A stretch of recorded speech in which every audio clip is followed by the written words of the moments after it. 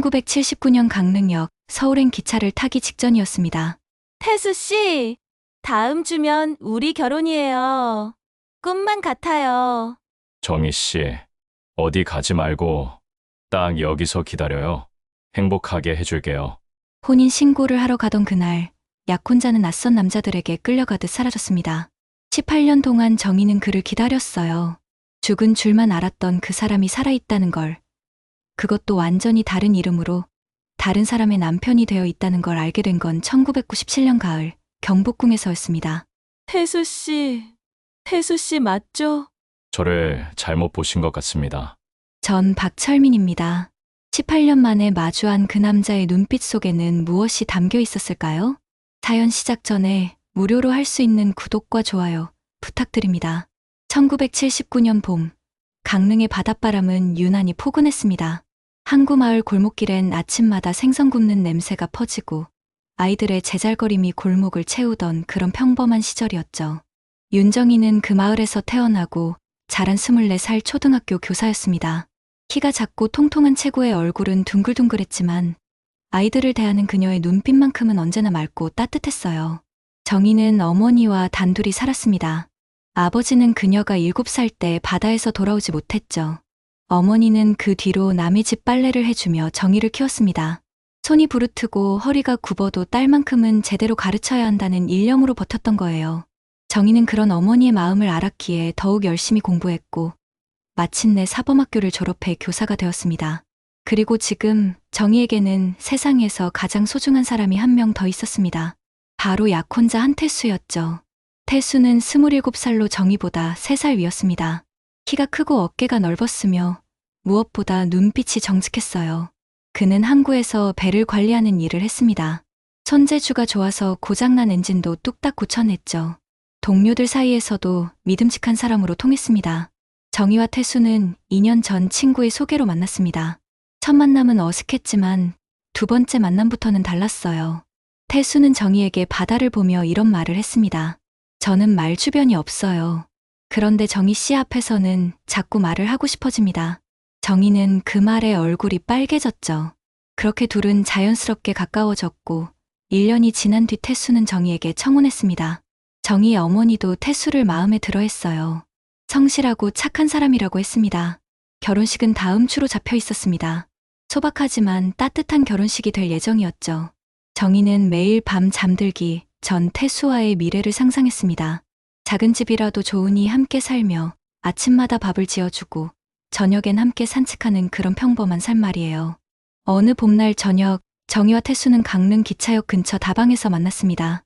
다방 창밖으로는 벚꽃이 흩날리고 있었어요. 태수는 따뜻한 커피를 정희 앞에 놓으며 말했습니다. 정희 씨, 다음 주면 우리 결혼이에요. 아직도 믿기지 않아요. 정희는 수줍게 웃으며 대답했습니다. 저도요. 꿈만 같아요. 태수 씨랑 매일 아침 일어나서 같이 밥 먹고 같이 저녁 먹고 그러는 게요. 태수는 정희의 손을 꼭 잡았습니다. 저는 정희 씨를 평생 지켜줄 거예요. 힘든 일 없게 해줄게요. 그리고 우리 아이들도 많이 낳아서요. 시끌벅적하게 살아요. 정희는 태수의 말에 눈시울이 붉어졌습니다. 행복이 이렇게 가까이 있다는 게 믿기지 않았어요. 지금까지 살면서 이렇게 따뜻한 시간은 처음이었죠. 그날 저녁 두 사람은 기차역 플랫폼을 천천히 걸었습니다. 내일은 서울로 혼인 신고를 하러 갈 예정이었어요. 기차표도 이미 예약해뒀습니다. 정희는 처음으로 서울에 가는 거라 설레기도 하고 긴장도 됐죠. 태수는 정희의 어깨에 손을 얹으며 말했습니다. 정희 씨, 어디 가지 말고 딱 여기 있어요. 제가 평생 행복하게 해줄게요. 정희는 고개를 끄덕였습니다. 태수의 눈빛 속에는 진심이 가득했어요. 그 눈빛을 보고 있으면 세상 어떤 일도 두렵지 않을 것 같았습니다. 그날 밤, 정희는 어머니 앞에 앉아 혼잣말처럼 중얼거렸습니다. 어머니, 저 정말 행복해요. 태수 씨 같은 사람을 만나서요. 어머니는 딸의 머리를 쓰다듬으며 말했습니다. 그래, 우리 정희 이제 행복하게 살아야지. 고생 많이 했으니까. 정희는 어머니의 품에 안겨 눈물을 흘렸습니다. 기쁨의 눈물이었죠. 그녀는 이 순간이 영원히 계속되기를 바랐습니다. 하지만 인생이란 게 늘 계획대로만 흘러가진 않았어요. 다음 날 아침, 정희는 분홍색 한복을 입고 기차역으로 향했습니다.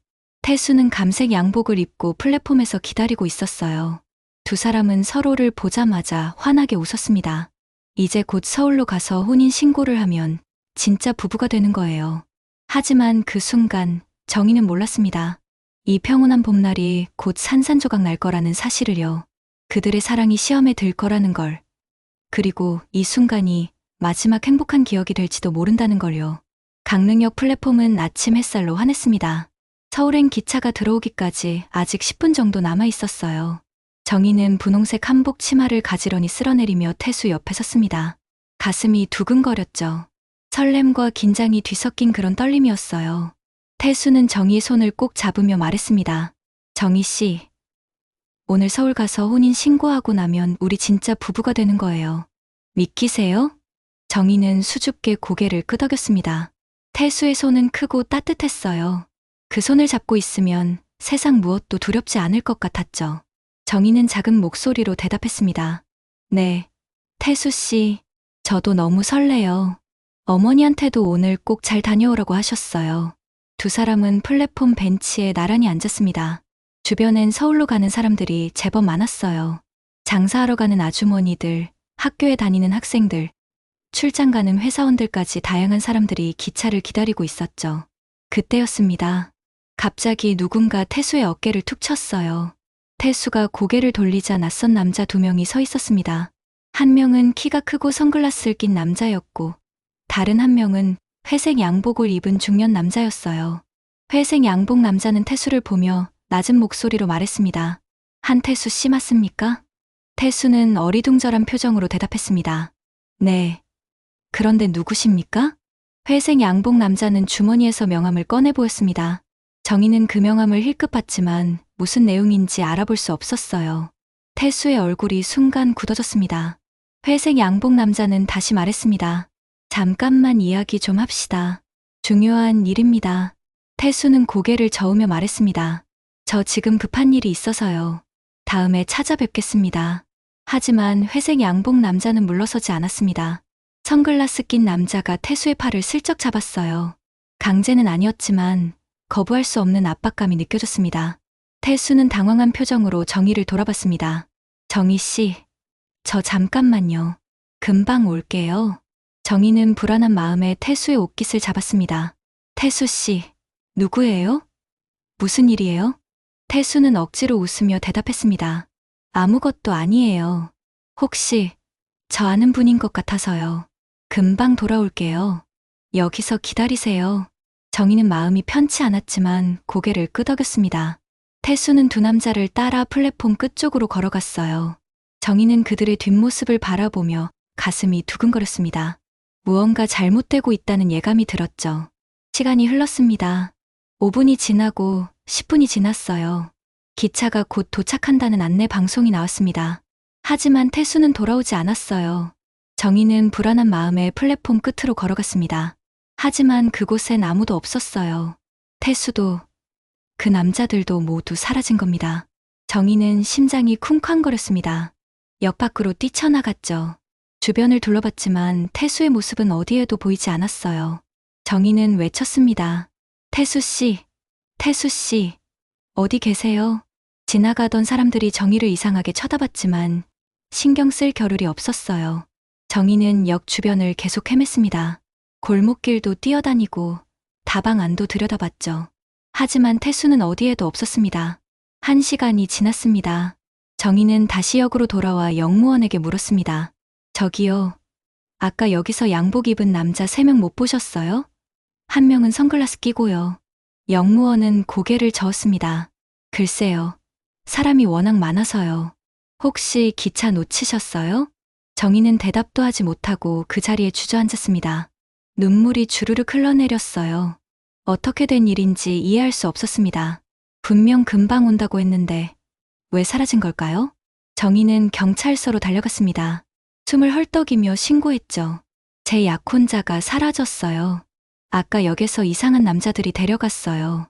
경찰은 무심하게 물었습니다. 싸우거나 그런 건 아니었어요? 정희는 고개를 저었습니다. 아니에요. 우리 오늘 혼인 신고하러 서울 가는 길이었어요. 근데 갑자기 낯선 남자들이 나타나서 데려갔어요. 경찰은 메모를 하며 말했습니다. 그럼 가출일 수도 있겠네요. 결혼 앞두고 부담스러워서 도망간 경우도 많거든요. 정희는 소리쳤습니다. 아니에요. 태수 씨는 절대 그런 사람이 아니에요. 하지만 경찰은 대수롭지 않게 여겼습니다. 며칠 기다려보라는 말만 되풀이했죠. 정희는 절망스러웠습니다. 아무도 자신의 말을 믿어주지 않았어요. 며칠이 지났습니다. 태수는 여전히 나타나지 않았어요. 정희는 매일 역으로 가서 기다렸습니다. 혹시나 태수가 돌아올까 싶어서요. 하지만 돌아오는 건 차가운 바람뿐이었습니다. 마을 사람들은 수근거리기 시작했습니다. 아이고, 그 처자 불쌍하게 됐네. 결혼식 코앞에서 신랑이 도망갔다지? 어머, 원래 남자들은 믿을 게 못 돼. 책임질 때 되니까 튄 거지 뭐. 정희는 그 소리들을 들으며 가슴이 찢어지는 것 같았습니다. 사람들은 태수가 도망갔다고 믿었어요. 하지만 정희는 알았습니다. 태수는 절대 그런 사람이 아니라는 걸요. 어머니는 딸을 꼭 껴안으며 울었습니다. 정희야, 이제 그만 잊어라. 그 사람 다시 안 올 거야. 하지만 정희는 고개를 저었습니다. 아니에요, 어머니. 태수 씨는 꼭 돌아올 거예요. 저 믿어요. 세상은 잔인하게도 계속 흘러갔습니다. 봄이 가고 여름이 왔어요. 정희는 학교에 나가 아이들을 가르쳤지만 마음 한구석은 늘 텅 비어 있었습니다. 태수는 어디로 간 걸까요? 왜 아무 연락도 없는 걸까요? 정희에게 남은 건 기다림뿐이었습니다. 끝없는 기다림. 그것은 형벌과도 같았죠. 1997년 가을 서울 종로구 어느 허름한 원룸이었습니다. 윤정희는 42살이 되어 있었어요. 18년이라는 세월이 흘렀지만 정희의 마음속 어딘가에는 여전히 그날의 상처가 남아 있었습니다. 거울 속 자신을 보면 주름이 늘었고 머리엔 흰머리가 몇 가닥 보였죠. 세월은 그렇게 사람을 늙게 만들었습니다. 정희는 지금도 교사였습니다. 강릉을 떠나 서울로 온 지 벌써 10년이 넘었어요. 어머니가 돌아가신 뒤 정희는 더 이상 강릉에 머물 이유가 없었습니다. 추억이 너무 아팠거든요. 그래서 서울의 한 초등학교로 자리를 옮겼죠. 새로운 환경에서 새롭게 살아보려 했던 겁니다. 하지만 마음의 문은 쉽게 열리지 않았어요. 정희는 누구에게도 마음을 내주지 않았습니다. 동료 교사들이 소개팅을 권해도 거절했고 주말엔 혼자 집에서 책을 읽거나 산책을 했죠. 사람들은 정희를 조용하고 신중한 사람으로 알았지만 사실은 상처받는 게 두려웠던 겁니다. 그해 봄, 어머니가 세상을 떠났습니다. 병원 침대에 누워 계신 어머니는 정희의 손을 꼭 잡으며 말했어요. 목소리는 가늘고 떨렸지만 그 안에 담긴 마음은 진심이었습니다. 정희야, 이제 그 사람 잊어라. 18년이나 지났잖니. 엄마는 내가 행복했으면 좋겠어. 누군가를 기다리며 사는 건 너무 외로운 일이야. 정희는 눈물을 흘리며 고개를 끄덕였습니다. 하지만 어머니가 눈을 감은 뒤에도 정희는 태수를 완전히 잊을 수 없었어요. 가슴 한구석에 그 사람이 여전히 남아 있었으니까요. 그해 가을, 학교에서 교사 연수가 있었습니다. 장소는 경복궁 근처 교육문화회관이었어요. 연수 주제는 전통문화 교육이었고 연수 후엔 경복궁을 둘러보는 시간이 마련되어 있었습니다. 정희는 별로 내키지 않았지만 교장 선생님의 권유로 마지못해 참석했죠. 경복궁은 가을빛으로 물들어 있었습니다. 단풍잎이 바람에 흩날리고 고궁의 처마 아래로 햇살이 부드럽게 내려앉았어요. 관광객들이 여기저기서 사진을 찍고 있었고 아이들의 웃음소리가 들렸습니다.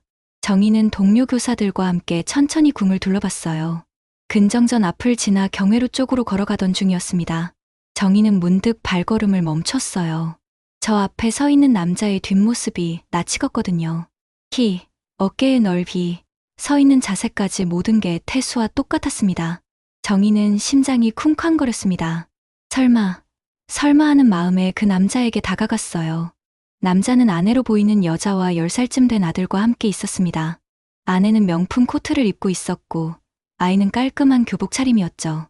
정희가 가까이 다가가자 남자가 고개를 돌렸습니다. 순간 정희는 숨이 멎는 것 같았어요. 그 얼굴이었습니다. 18년 전 기차역에서 사라진 바로 그 사람 한태수의 얼굴이었죠. 다만 조금 나이가 들었을 뿐 눈빛도 코도 인매도 모두 똑같았습니다. 정희는 떨리는 목소리로 말했습니다. 태수 씨 맞죠? 남자는 잠시 정희를 바라보더니 표정 하나 변하지 않고 대답했습니다. 죄송하지만 잘못 보신 것 같습니다. 저는 박철민입니다. 정희는 믿을 수 없다는 표정으로 다시 물었습니다. 아니에요. 분명 태수 씨예요. 저 정희예요. 윤정이요. 박철민이라는 남자는 차갑게 고개를 저었습니다. 저는 그런 사람 모릅니다. 다른 사람과 착각하신 것 같네요. 그의 옆에 서 있던 아내가 정희를 날카롭게 쳐다봤습니다. 아내는 남편의 팔을 잡으며 말했습니다. 여보, 가요. 애가 피곤해하잖아요. 박철민은 정희를 한 번 더 보더니 아내와 아들을 데리고 그 자리를 떠났습니다. 정희는 그 자리에 멍하니 서 있었어요. 손은 떨렸고 다리에 힘이 풀렸습니다. 동료 교사가 다가와 정희의 어깨를 잡으며 물었습니다. 정희 선생님, 괜찮으세요? 얼굴이 하얗게 질렸는데요. 정희는 겨우 고개를 끄덕이며 대답했습니다. 네, 괜찮아요. 그냥 아는 사람 같아서요. 하지만 정희는 전혀 괜찮지 않았습니다. 머릿속이 혼란스러웠어요. 분명 태수였는데 왜 모른다고 했을까요? 박철민이라니, 그게 무슨 말일까요? 정희는 그날 밤 잠을 이룰 수 없었습니다. 다음 날부터 정희는 그 남자를 찾기 시작했습니다. 경복궁 근처를 헤매고 인터넷으로 박철민이라는 이름을 검색했어요. 그리고 얼마 지나지 않아 놀라운 사실을 발견했습니다. 박철민은 중앙정부의 고위 공무원이었어요. 재무부에서 일하고 있었고 사회적으로도 명망 있는 사람이었습니다. 정희는 도서관에 가서 오래된 신문을 뒤졌습니다. 그리고 1980년대 초반 신문에서 박철민의 이름을 발견했어요. 기사에는 이렇게 적혀 있었습니다. 재계거물 박영수 회장의 사위 박철민 씨, 공직 진출.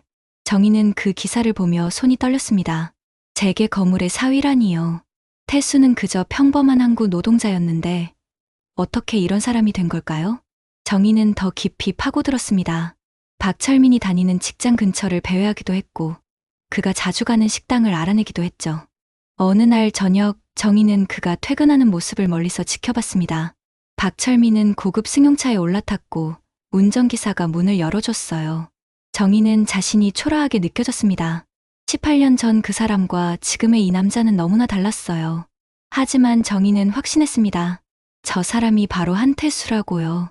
그날 밤 정희는 원룸 창가에 앉아 밤하늘을 바라봤습니다. 별들이 반짝이고 있었지만 정희의 마음은 어두웠어요. 사랑했던 사람이 살아있다는 게 기쁜 일이어야 했지만 정희는 슬펐습니다. 왜 그는 자신을 모른다고 했을까요? 왜 다른 사람이 되어 있었을까요? 정희는 중얼거렸습니다. 태수 씨, 정말 저를 잊은 건가요? 아니면 잊은 척하는 건가요?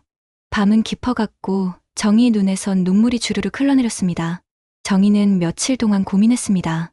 그냥 포기하고 돌아갈까? 아니면 끝까지 진실을 알아낼까? 마음은 계속 흔들렸어요. 하지만 18년을 기다린 세월이 너무 아까웠습니다. 적어도 왜 그랬는지, 무슨 일이 있었는지는 알아야 했어요. 정희는 박철민의 행적을 조금씩 추적하기 시작했습니다. 출근 시간, 퇴근 시간, 자주 가는 장소들을 메모했어요. 마치 탐정이 된 것 같았지만 정희에겐 이것밖에 방법이 없었습니다. 학교 수업이 끝나면 종로 쪽으로 향했고 멀리서 박철민의 모습을 지켜봤죠. 어느 토요일 오후였습니다. 박철민이 혼자 인사동 골목길을 걷고 있었어요. 아내와 아들은 보이지 않았습니다. 정희는 용기를 내어 그에게 다가갔습니다. 심장이 터질 것처럼 뛰었지만 이번엔 물러서지 않기로 했어요. 정희는 박철민 앞을 가로막으며 말했습니다. 박철민 씨, 아니 태수 씨, 저 좀 보세요. 박철민은 짜증스러운 표정을 지으며 대답했습니다. 아니, 저번에도 말씀드렸지만 저는 당신이 찾는 사람이 아닙니다. 그만 좀 따라다니시겠어요? 정희는 눈물을 참으며 말했습니다. 1979년 강릉역 기억나지 않으세요? 우리 그날 서울로 혼인 신고하러 가기로 했었잖아요. 근데 당신이 갑자기 사라졌어요. 박철민의 얼굴이 순간 굳어졌습니다. 눈빛이 흔들렸어요. 하지만 곧 다시 무표정으로 돌아왔습니다. 미친 소리 마세요. 저는 그런 일 없습니다. 저는 1979년에 이미 결혼했고 서울에서 살고 있었어요. 정희는 가방에서 오래된 사진 한 장을 꺼냈습니다. 18년 전 강릉 바닷가에서 태수와 함께 찍은 사진이었어요. 사진 속 태수는 환하게 웃고 있었고 정희는 수줍게 그의 옆에 서 있었습니다. 정희는 사진을 박철민 앞에 내밀며 말했습니다. 이 사람이 당신이에요. 분명히 당신이라고요. 박철민은 사진을 힐끗 보더니 고개를 돌렸습니다. 하지만 정희는 그의 손이 미세하게 떨리는 걸 봤어요. 그는 분명 뭔가를 숨기고 있었습니다. 박철민은 낮은 목소리로 말했습니다. 그만하세요. 당신이 누굴 찾든 상관없지만 저는 아닙니다. 다시는 저를 찾아오지 마세요. 그는 정희를 지나쳐 빠른 걸음으로 사라졌습니다. 정희는 그 자리에 멍하니 서 있었어요. 그의 반응이 오히려 확신을 주었습니다. 저 사람은 분명 태수였어요. 그런데 왜 모른 척하는 걸까요? 정희는 단서를 찾기 위해 도서관으로 향했습니다. 오래된 신문 자료를 더 깊이 파고들었죠. 그리고 1980년 초반 경제면 작은 기사 하나를 발견했어요. 박영수 회장, 지방 출신 인재 발탁회 사위로 맞아. 기사엔 이렇게 적혀 있었습니다. 박영수 회장이 강원도 출신의 유능한 청년을 눈여겨보고 자신의 외동딸과 결혼시켰다는 내용이었어요. 그 청년의 원래 이름은 나와 있지 않았지만 현재 이름은 박철민이라고 적혀 있었습니다.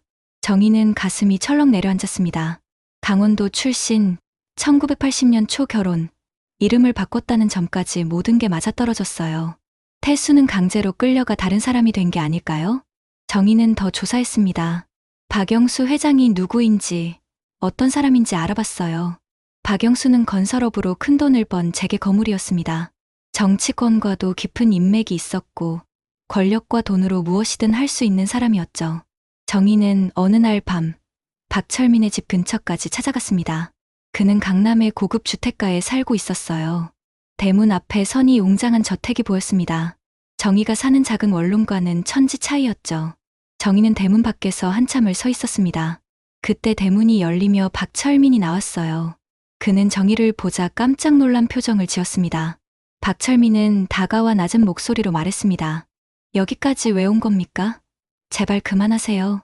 정희는 눈물을 흘리며 물었습니다. 왜요? 왜 저를 버린 거예요? 그날 무슨 일이 있었던 거예요? 박철민은 주변을 둘러보며 긴장한 표정을 지었습니다. 아내가 볼까봐 두려운 듯 했어요. 그는 정희의 팔을 잡고 골목 한쪽으로 끌고 갔습니다. 박철민은 떨리는 목소리로 말했습니다. 제발, 제발 부탁입니다. 저를 이렇게 만들지 마세요.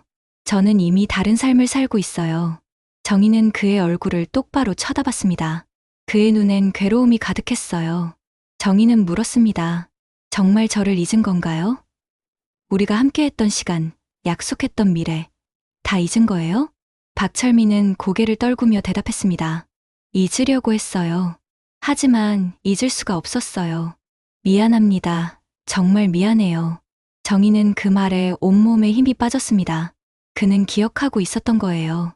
하지만 돌아올 수 없었던 겁니다. 정희는 떨리는 목소리로 물었습니다. 그날 무슨 일이 있었어요? 왜 갑자기 사라진 거예요? 박철민은 한참을 망설이다가 입을 열었습니다. 박영수 회장이 저를 데려간 겁니다. 제게 선택권은 없었어요. 거부하면 당신까지 위험해질 수 있다고 했어요. 저는 겁이 났어요. 그래서 따라갔습니다. 정희는 가슴이 무너지는 것 같았습니다. 태수는 자신을 지키려고 떠난 거였어요. 하지만 그 선택이 두 사람 모두를 불행하게 만들었습니다. 박철민은 계속 말했습니다. 저는 새로운 이름을 받았고 새로운 가족을 갖게 됐어요.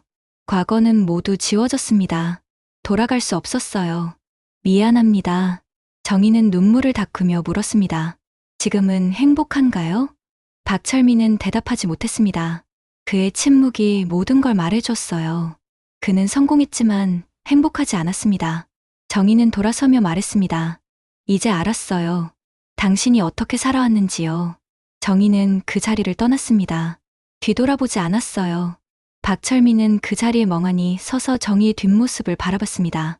그날 밤, 정희는 원룸으로 돌아와 침대에 누웠습니다. 천장을 바라보며 눈물을 흘렸어요. 18년 만에 진실을 알게 됐지만 마음은 더 무거웠습니다. 태수는 자신을 지키려고 떠났던 거예요. 하지만 그 선택이 과연 옳았을까요? 정희는 알 수 없었습니다. 며칠 동안 정희는 학교에도 제대로 나가지 못했습니다. 아픈 척 병가를 냈지만 사실은 마음이 아팠던 거예요. 밥도 제대로 먹지 못하고 잠도 설쳤습니다. 머릿속엔 온통 태수 생각뿐이었죠. 정희는 스스로에게 물었습니다. 이제 어떻게 해야 할까요? 태수를 원망해야 할까요? 아니면 용서해야 할까요? 아니면 그냥 잊어버려야 할까요? 어느 날 저녁, 정희는 오래된 상자를 꺼냈습니다. 18년 전 태수와 함께 찍은 사진들, 태수가 써준 편지들, 그리고 약혼 반지가 들어 있었어요. 정희는 그것들을 하나하나 꺼내 보았습니다. 사진 속 태수는 정말 행복해 보였습니다. 환하게 웃고 있었고 정희를 바라보는 눈빛엔 사랑이 가득했어요. 정희는 사진을 쓰다듬으며 중얼거렸습니다. 우리 정말 행복했었는데요. 왜 이렇게 됐을까요? 정희는 태수가 써준 편지도 읽었습니다. 편지엔 이렇게 적혀 있었어요. 정희 씨, 저는 말 주변이 없어서 이렇게 편지로 마음을 전합니다. 당신을 만나고 나서 제 인생이 달라졌어요. 매일 아침 눈을 뜨면 당신 생각이 나고 밤에 잠들기 전에도 당신을 생각합니다. 저는 당신을 평생 지켜주고 싶어요. 우리 함께 늙어가요. 정희는 편지를 읽으며 또다시 눈물을 흘렸습니다. 태수는 진심이었어요. 하지만 운명은 두 사람을 갈라놓았습니다. 다음 날 정희는 다시 박철민을 찾아갔습니다. 이번엔 그가 일하는 재무부 청사 앞이었어요. 퇴근 시간이 되자 박철민이 나왔습니다. 정희는 그를 따라갔고 한적한 공원에서 그를 불러 세웠어요. 박철민은 정희를 보자 깊은 한숨을 내쉬었습니다. 왜 또 오신 겁니까? 이제 그만하시라고 했잖아요. 정희는 차분하게 말했습니다. 태수 씨. 아니, 철민 씨. 저는 당신을 원망하려고 온 게 아니에요. 그냥 궁금해서요. 그때 당신은 정말 선택권이 없었나요? 박철민은 벤치에 주저앉으며 대답했습니다. 없었어요. 박영수 회장은 무서운 사람이었어요. 저를 강릉역에서 데려간 날, 그 사람들은 저를 서울로 끌고 갔습니다. 그리고 회장 앞에 세워놓고 말했어요. 내 딸과 결혼하면 성공을 보장하겠다. 거부하면 당신과 당신 어머니에게 해를 끼치겠다고요. 정희는 숨이 막혔습니다. 그래서 그냥 받아들인 거예요? 박철민은 고개를 끄덕였습니다. 저는 겁쟁이였어요. 당신을 지킬 용기도 없었고 저 자신을 지킬 힘도 없었어요. 그래서 그냥 따랐습니다. 이름도 바꾸고 과거도 지우고 새로운 사람으로 살기 시작했어요. 정희는 박철민의 얼굴을 바라봤습니다. 그의 눈엔 후회가 가득했어요. 정희는 물었습니다.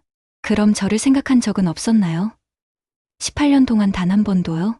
박철민은 눈물을 흘리며 대답했습니다. 매일 생각했어요. 하루도 빠짐없이요. 밤마다 정희 씨 꿈을 꿨고 아침에 일어나면 죄책감에 시달렸어요.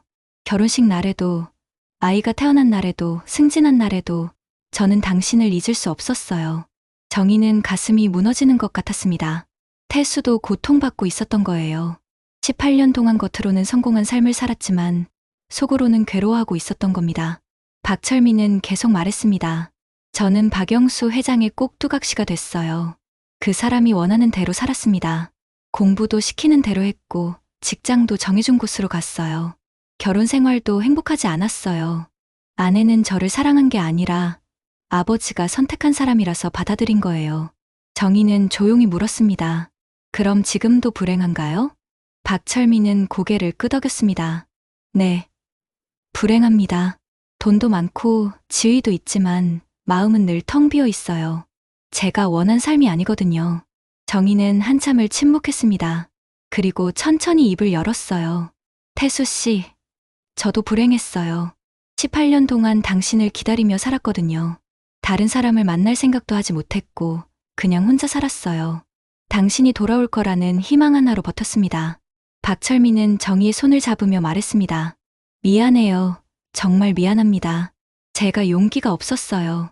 정희는 손을 빼며 말했습니다. 미안하다는 말로 18년이 돌아오나요? 우리가 함께 했어야 할 시간들이 돌아오나요? 박철민은 대답하지 못했습니다. 정희의 말이 맞았으니까요. 정희는 일어서며 말했습니다. 이제 알았어요. 당신도 피해자였다는 걸요. 하지만 저도 피해자예요. 우리 둘 다 박영수라는 사람 때문에 인생을 망쳤어요. 박철민은 고개를 숙였습니다. 정희는 마지막으로 물었습니다. 만약 다시 선택할 수 있다면, 그때로 돌아갈 수 있다면 어떻게 하실 거예요? 박철민은 눈물을 흘리며 대답했습니다. 당신과 함께 도망갈 거예요. 아무것도 없어도 좋으니 당신과 함께 살 거예요. 정희는 쓸쓸하게 웃었습니다. 하지만 이미 늦었죠. 우리는 돌아갈 수 없어요. 정희는 공원을 나섰습니다. 박철민은 벤치에 앉아 하염없이 눈물을 흘렸어요. 두 사람 모두 너무 늦게 진실을 마주한 겁니다. 정희는 집으로 돌아가는 길에 생각했습니다. 태수를 원망해야 할까요? 아니면 용서해야 할까요? 정희는 아직 답을 찾지 못했습니다. 다만 한 가지는 확실했어요. 이대로는 살 수 없다는 것, 이제 자신을 위해 살아야 한다는 것이었습니다. 그날 밤, 정희는 책상 앞에 앉아 펜을 들었습니다.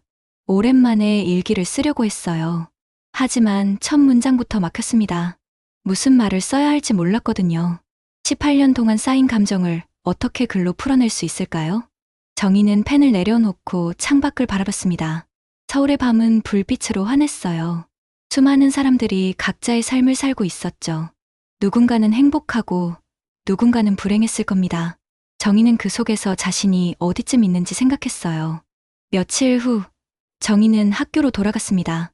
아이들은 정희를 보자 반갑게 달려왔어요. 선생님이 어디 아팠냐고, 이제 괜찮냐고 물었습니다. 정희는 억지로 웃으며 대답했습니다. 네, 이제 괜찮아요. 선생님 많이 보고 싶었지요? 아이들은 고개를 끄덕이며 웃었습니다. 정희는 아이들의 순수한 눈빛을 보며 조금 위안을 얻었어요. 세상엔 아직 아름다운 것들이 남아 있었습니다. 수업을 마치고 교무실로 돌아온 정희에게 한 통의 편지가 와 있었습니다. 발신인은 박철민이었어요. 정희는 손이 떨렸지만 편지를 뜯어 읽었습니다. 정희 씨에게 며칠 동안 당신이 한 말을 계속 생각했습니다. 당신 말이 맞아요. 미안하다는 말로는 아무것도 되돌릴 수 없습니다. 하지만 저는 당신에게 진실을 말하고 싶어요. 제가 왜 이렇게 살 수밖에 없었는지요. 박영수 회장은 제 모든 걸 통제했습니다. 연락도 할 수 없게 했고 강릉에 가는 것도 막았어요. 한 번은 몰래 강릉에 가려고 했다가 들켰습니다. 그때 회장은 당신을 해치겠다고 협박했어요. 그래서 저는 더 이상 시도하지 못했습니다. 저는 겁쟁이였고 당신을 지키지 못한 비겁한 사람이었어요. 용서를 바라는 건 아닙니다. 다만 이 진실만은 알아주셨으면 합니다. 정희는 편지를 읽으며 눈물을 흘렸습니다. 태수도 나름대로 최선을 다한 거였어요. 하지만 그 최선이 두 사람을 구원하지 못했습니다. 정희는 답장을 쓰기 시작했습니다. 처음엔 원망의 말을 쓰려고 했어요. 하지만 펜을 들자 다른 말들이 나왔습니다. 철민 씨에게 편지 잘 받았습니다. 당신의 사정을 이해합니다. 하지만 이해한다고 해서 아픔이 사라지는 건 아니에요. 저는 18년 동안 당신을 기다렸습니다. 혹시 어디선가 다쳐서 돌아오지 못한 건 아닐까? 혹시 기억을 잃은 건 아닐까? 온갖 상상을 하며 버텼어요. 그런데 당신은 살아있었고 다른 사람의 남편이 되어 있었습니다. 저는 배신감을 느꼈어요. 하지만 동시에 이해도 됩니다. 당신도 희생자였다는 걸요. 이제 저는 결정했어요. 당신을 원망하며 살지 않기로요. 그건 제 남은 인생을 또다시 낭비하는 일이니까요. 저는 이제 저를 위해 살렵니다. 정희는 편지를 봉투에 넣고 우표를 붙였습니다. 그리고 우체통에 넣으며 깊은 숨을 내쉬었어요. 무언가 마음의 짐이 조금 내려놓아지는 것 같았습니다. 그날 저녁 정희는 동료 교사 몇 명과 저녁을 먹었습니다. 오랜만에 밖에서 식사를 한 거예요. 동료들은 정희가 조금 밝아 보인다며 좋아했습니다. 한 동료가 물었습니다. 정희 선생님, 요즘 뭔가 좋은 일 있으세요? 표정이 예전보다 좋아 보여요. 정희는 미소 지으며 대답했습니다. 아니요, 특별한 건 없어요. 그냥 마음을 조금 비웠다고 할까요? 동료들은 고개를 끄덕이며 웃었습니다. 정희는 그들과 이야기를 나누며 웃었어요.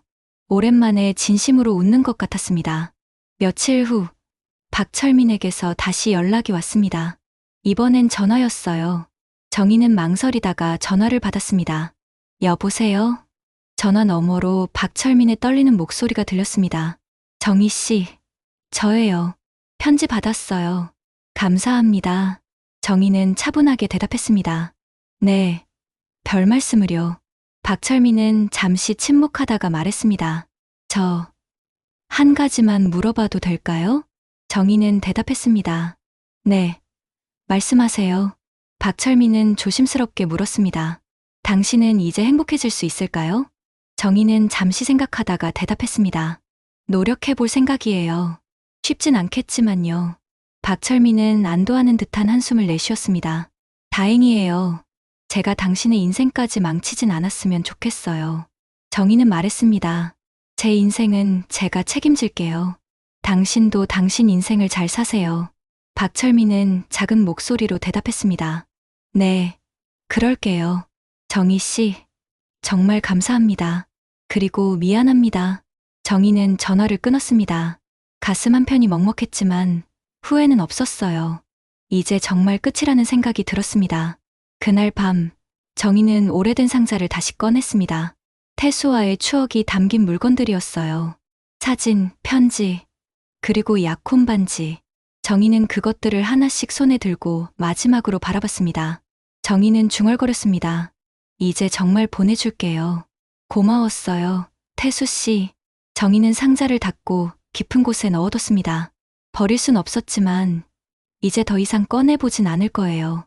추억은 추억으로 남겨두기로 한 겁니다. 다음 날 아침, 정희는 일찍 일어나 산책을 나갔습니다. 공원엔 아침 운동하는 사람들이 많았어요. 노부부가 손을 잡고 걷는 모습도 보였고 강아지를 산책시키는 사람들도 있었습니다. 정희는 그 모습들을 보며 생각했어요. 나도 저렇게 평범한 행복을 찾을 수 있을까? 정희는 스스로에게 대답했습니다. 할 수 있어. 이제 시작이야. 정희는 걸음을 멈추고 하늘을 올려다봤습니다. 가을 하늘은 높고 맑았어요. 구름 한 점 없는 파란 하늘이었습니다. 정희는 깊게 숨을 들이마셨어요. 신선한 공기가 가슴속 깊이 들어왔습니다. 정희는 조용히 말했습니다. 이제 나를 사랑할 거야. 누군가를 기다리는 사람이 아니라 나 자신으로 살 거야. 바람이 불어왔습니다. 정희의 머리카락이 흩날렸어요. 정희는 눈을 감고 그 바람을 느꼈습니다. 무언가가 바뀌고 있었어요. 천천히, 조금씩이었지만 분명 변화가 일어나고 있었습니다. 2달이 흘렀습니다. 정희는 조금씩 일상을 되찾아가고 있었어요. 학교에서 아이들을 가르치고 퇴근 후엔 동료들과 가끔 차를 마시며 이야기를 나눴습니다. 주말엔 책을 읽거나 영화를 보러 가기도 했죠. 평범한 일상이었지만 정희에겐 소중한 시간들이었습니다. 어느 토요일 오후, 정희는 우연히 경복궁 근처를 지나게 됐습니다.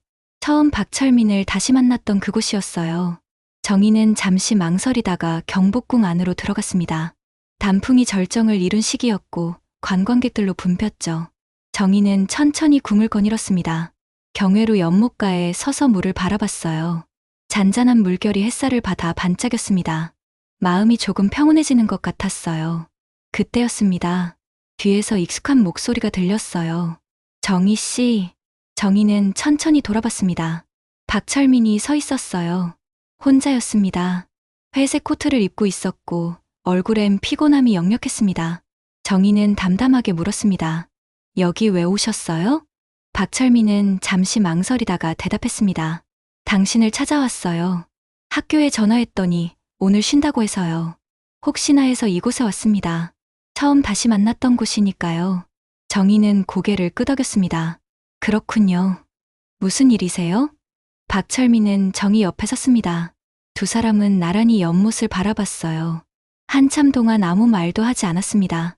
침묵이 흘렀지만 불편하진 않았어요. 박철민이 먼저 입을 열었습니다. 박영수 회장이 돌아가셨습니다. 일주일 전이에요. 정희는 놀라 박철민을 쳐다봤습니다. 그러셨군요. 박철민은 계속 말했습니다. 장례식장에서 많은 사람들이 왔어요. 모두 회장님을 훌륭한 분이라고 칭찬했습니다. 하지만 저는 울지 못했어요. 슬프지 않았거든요. 오히려 해방된 기분이었습니다. 정희는 조용히 들었습니다. 박철민은 떨리는 목소리로 이어갔습니다. 저는 18년 동안 그 사람의 그림자 속에서 살았어요. 제 의지대로 산 날이 하루도 없었습니다. 이제 그 사람이 떠났으니 저도 자유로워진 건가요? 정희는 고개를 저었습니다. 아니에요. 당신은 아직 자유롭지 않아요. 박철민은 정희를 바라봤습니다. 무슨 뜻이에요? 정희는 차분하게 말했습니다. 당신은 여전히 과거에 갇혀 있잖아요. 박영수 회장이 돌아가셨다고 해서 당신의 삶이 바뀌진 않아요. 당신에겐 아내가 있고 아들이 있고 지켜야 할 것들이 있습니다. 박철민은 고개를 떨궜습니다. 그래서 더 괴로워요. 저는 지금도 거짓된 삶을 살고 있는 거예요. 정희는 박철민의 어깨에 손을 얹었습니다. 철민 씨, 이제 그만 과거를 놓아요. 저도 놓을게요. 우린 돌아갈 수 없어요. 하지만 앞으로는 나아갈 수 있습니다. 박철민은 눈물을 흘렸습니다. 정희는 처음으로 그가 진심으로 우는 모습을 봤어요. 그동안 참아왔던 감정들이 한꺼번에 터져나오는 것 같았습니다. 박철민은 울먹이며 말했습니다. 미안해요. 정말 미안해요. 저 때문에 당신 인생이 망가졌어요. 정희는 고개를 저었습니다. 아니에요. 제 인생은 제가 선택한 거예요. 당신을 기다린 것도, 혼자 산 것도 제 선택이었어요. 당신 탓만은 아닙니다. 박철민은 정희를 바라봤습니다. 눈물로 범벅이 된 얼굴이었어요. 그럼 이제 어떻게 해야 해요? 저는 어떻게 살아야 하나요? 정희는 미소 지으며 대답했습니다. 당신 가족을 사랑하세요. 비록 선택해서 만난 사람들은 아니지만 이제 당신의 가족이에요. 그들을 진심으로 대하고 남은 인생을 후회 없이 사세요. 박철민은 정희의 손을 잡았습니다. 당신은요? 당신은 어떻게 살 거예요? 정희는 손을 빼며 대답했습니다. 저도 제 인생을 살 거예요. 이제 누군가를 기다리는 사람이 아니라 저 자신으로 살 겁니다. 정희는 가방에서 작은 상자를 꺼냈습니다. 18년 전 태수가 건넸던 약혼 반지가 들어있었어요. 정희는 상자를 박철민의 손에 쥐어줬습니다. 이제 이것도 돌려드릴게요. 저는 더 이상 이걸 간직하지 않을 거예요. 박철민은 상자를 열어봤습니다. 낡았지만 여전히 빛나는 작은 반지였어요. 그는 반지를 보며 또다시 눈물을 흘렸습니다. 정희 씨, 저는 평생 당신을 잊지 못할 거예요.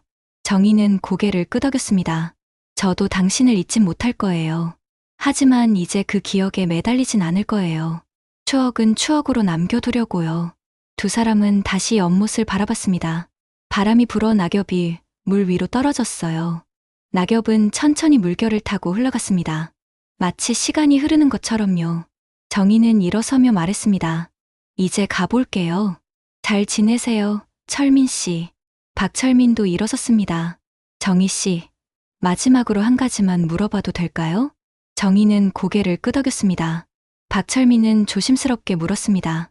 만약 다시 태어난다면 저를 다시 사랑할 수 있을까요? 정희는 잠시 생각하다가 미소 지으며 대답했습니다. 글쎄요. 그건 다시 태어나봐야 알 수 있을 것 같아요. 하지만 이번 생에서는 이걸로 충분했어요. 정희는 천천히 걸어갔습니다. 박철민은 그 자리에 서서 정희의 뒷모습을 바라봤어요. 정희는 뒤돌아보지 않았습니다. 고궁의 돌길을 걸어 대문을 나섰죠. 대문 밖에서 정희는 잠시 멈춰섰습니다. 깊은 숨을 들이마셨어요. 가슴이 뻥 뚫린 것 같았습니다. 무거운 짐을 내려놓은 기분이었죠. 정희는 하늘을 올려다봤습니다. 구름 사이로 햇살이 쏟아졌어요. 따뜻한 빛이었습니다. 정희는 조용히 중얼거렸습니다. 이제 정말 끝이야. 안녕, 태수 씨. 정희는 다시 걸었습니다. 집으로 가는 길이었어요. 발걸음은 가벼웠고 마음은 평온했습니다. 18년간의 긴 터널을 지나온 것 같았어요. 이제 터널 끝에 빛이 보였습니다. 경복궁 안에 남겨진 박철민은 연못가에 주저앉아 한참을 울었습니다. 손에 쥔 약혼 반지를 꼭 쥐고요. 그것은 그의 죄책감이자 동시에 유일하게 남은 순수한 사랑의 증거였습니다. 그로부터 6개월이 지났습니다. 계절은 어느새 봄을 지나 초여름으로 접어들고 있었어요. 1998년 5월, 정희는 43살이 되었습니다. 거울 속 자신을 보니 예전보다 표정이 밝아진 것 같았어요. 주름은 여전했지만 눈빛만큼은 살아있었습니다. 정희는 학교에서 6학년 담임을 맡고 있었습니다. 아이들은 졸업을 앞두고 있었고 정희는 그들에게 마지막 가르침을 주려 애쓰고 있었어요. 어느 날 수업 시간, 한 학생이 손을 들고 물었습니다. 선생님, 인생에서 가장 중요한 게 뭐예요? 정희는 잠시 생각하다가 대답했습니다. 글쎄, 선생님이 생각하기엔 자기 자신을 사랑하는 거예요. 다른 사람을 사랑하는 것도 중요하지만 먼저 자신을 아끼고 소중히 여겨야 해요. 그래야 다른 사람도 제대로 사랑할 수 있거든요. 아이들은 고개를 끄덕이며 정희의 말을 받아 적었습니다. 정희는 그 모습을 보며 미소 지었어요. 자신에게 하는 말 같기도 했습니다. 퇴근 후 정희는 동료 교사 2명과 함께 명동으로 향했습니다. 오랜만에 쇼핑을 하기로 한 거예요. 정희는 예전엔 쇼핑에 관심이 없었지만 요즘엔 조금씩 자신을 가꾸는데 신경 쓰고 있었습니다. 옷가게를 둘러보며 동료가 말했습니다. 정희 선생님, 이 원피스 한번 입어보세요. 잘 어울릴 것 같은데요. 정희는 파란색 원피스를 받아들었습니다. 예쁘긴 했지만 가격이 만만치 않았어요. 정희는 망설이다가 결국 탈의실로 들어갔습니다. 거울에 비친 자신을 보니 나쁘지 않았어요. 오랜만에 새 옷을 입으니 기분이 좋았습니다. 정희는 그 원피스를 샀습니다. 동료들은 잘 샀다며 칭찬했어요. 정희는 쇼핑백을 들고 걸으며 생각했습니다. 이렇게 작은 것부터 시작하는 거구나. 나를 위한 삶이란 게요. 집으로 돌아온 정희는 책상 앞에 앉았습니다. 서랍에서 여행 책자 한 권을 꺼냈어요. 유럽 여행 안내서였습니다. 정희는 오래전부터 유럽 여행을 꿈꿔왔지만 한 번도 실행에 옮기지 못했어요. 돈이 없어서, 시간이 없어서, 혼자 가기 두려워서 등등 핑계는 많았습니다. 하지만 이젠 달랐습니다. 정희는 여행사에 전화를 걸었어요. 7월 방학 때 2주간 유럽 패키지 여행을 신청했습니다. 전화를 끊고 나니 가슴이 두근거렸어요. 설렘이었습니다. 오랜만에 느껴보는 설렘이었죠. 며칠 후 정희는 우편함에서 편지 한 통을 발견했습니다. 발신인은 박철민이었어요. 정희는 잠시 망설이다가 편지를 뜯었습니다. 정희 씨에게 그동안 잘 지내셨나요? 저는 요즘 조금씩 변화를 시도하고 있습니다. 당신이 말했던 것처럼 가족을 진심으로 대하려고 노력하고 있어요. 아내와 대화도 더 많이 하고 아들과도 시간을 보내고 있습니다. 쉽진 않지만 조금씩 나아지는 것 같아요. 당신 덕분입니다. 당신이 저를 놓아준 덕분에 저도 앞으로 나아갈 수 있게 됐어요. 감사합니다. 부디 행복하세요. 정희는 편지를 읽으며 미소 지었습니다. 박철민도 변하고 있었어요. 그것으로 충분했습니다. 정희는 답장을 쓰지 않았습니다. 이제 더 이상 주고받을 말은 없었으니까요. 7월이 되었습니다. 정희는 인천공항에서 비행기에 올랐어요. 처음 타보는 국제선 비행기였습니다. 좌석에 앉아 창밖을 바라보니 설레고 떨렸어요. 비행기가 이륙하자 서울의 모습이 점점 작아졌습니다. 정희는 중얼거렸습니다. 다녀올게요. 새로운 나로 돌아올게요. 유럽에서의 2주는 정희에게 선물 같은 시간이었습니다. 파리의 에펠탑 아래서 커피를 마시고 로마의 콜로세움을 거닐고 스위스의 알프스를 바라봤어요. 모든 게 새로웠고 아름다웠습니다. 어느 날 저녁 정희는 기차 안에서 일기를 썼습니다. 오늘 나는 정말 자유로웠다. 누구를 기다리지 않아도 됐고 과거를 생각하지 않아도 됐다. 그냥 지금 이 순간을 즐겼다. 창밖의 풍경을 보며 깨달았다. 인생은 멈춰있지 않고 계속 흘러간다는 것을, 나도 그 흐름을 따라가야 한다는 것을. 여행을 마치고 한국으로 돌아온 정희는 달라져 있었습니다. 표정이 더 밝아졌고 목소리엔 활기가 넘쳤어요. 동료 교사들도 정희의 변화를 알아챘습니다. 정희 선생님, 여행 다녀오시더니 완전히 다른 사람 같아요. 뭔가 있었어요? 정희는 웃으며 대답했습니다. 특별한 건 없었어요. 그냥 저를 찾아온 것 같아요. 가을이 다시 찾아왔습니다. 정희는 경복궁 근처를 지나가게 됐어요. 1년 전 박철민과 마지막으로 만났던 그곳이었습니다. 정희는 잠시 궁 안을 들여다봤지만 들어가진 않았어요. 더 이상 그곳에 갈 이유가 없었으니까요. 정희는 걸으며 생각했습니다. 사랑이란 무엇일까요? 18년을 기다린 그 시간은 사랑이었을까요? 아니면 집착이었을까요? 정희는 이제 알 것 같았습니다. 진짜 사랑은 상대를 붙잡는 게 아니라 놓아주는 거라는 걸요. 어느 일요일 오후 정희는 한강공원에 나갔습니다. 돗자리를 펴고 책을 읽으며 시간을 보냈어요. 옆에선 가족들이 웃으며 놀고 있었고 연인들이 손을 잡고 걷고 있었습니다. 정희는 그들을 보며 외롭지 않았습니다. 예전엔 저런 모습을 보면 가슴이 아팠지만 이젠 아니었어요. 다른 사람의 행복이 부럽지 않았습니다. 정희는 자신만의 행복을 찾았으니까요. 해가 지고 있었습니다. 주황빛 노을이 하늘을 물들였어요. 정희는 책을 덮고 노을을 바라봤습니다. 아름다웠어요. 정희는 조용히 중얼거렸습니다. 어머니, 저 이제 괜찮아요. 행복해요. 바람이 불어왔습니다. 따뜻한 바람이었어요. 마치 어머니가 대답하는 것 같았습니다. 잘했다고. 이제 편히 살라고요. 정희는 일어서서 집으로 향했습니다. 발걸음은 가벼웠고 마음은 평온했어요. 18년간의 긴 기다림은 끝났습니다. 이제 정희는 더 이상 누군가를 기다리는 사람이 아니었어요. 자신의 인생을 살아가는 사람이었습니다. 그날 밤, 정희는 일기에 마지막 문장을 썼습니다. 사랑은 때로 놓아주는 용기로 완성된다. 나는 오늘 그 용기를 배웠다. 이제 나는 나를 사랑하며 살 것이다. 그것이 진정한 행복의 시작이라는 걸 알았으니까. 정희는 일기장을 덮고 불을 껐습니다. 어둠 속에서 정희는 미소 지으며 눈을 감았어요.